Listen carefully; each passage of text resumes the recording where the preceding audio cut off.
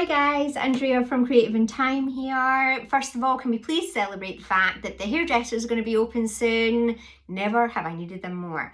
Secondly, today I'm going to talk to you about data and analytics. Weird, right? Because I'm a girl. So that's strange. What's she doing talking about that?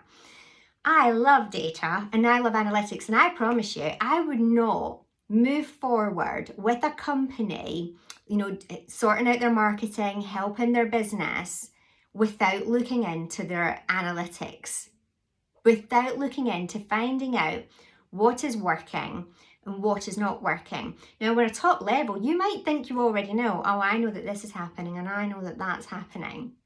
But when you go down beneath the surface, that's where you find the gold. That's where you find, did you know that people are clicking in on this article and that you're getting most of your traffic through from that? But did you also know that it's not converting? So all of these people are coming to your site and then they're all leaving it. So you're already doing some really great stuff. Let's tweak that first and then let's build from there. If you don't know where to find your analytics, if you don't know where to start when looking at your analytics, and most people don't, so don't be afraid of that, that's normal.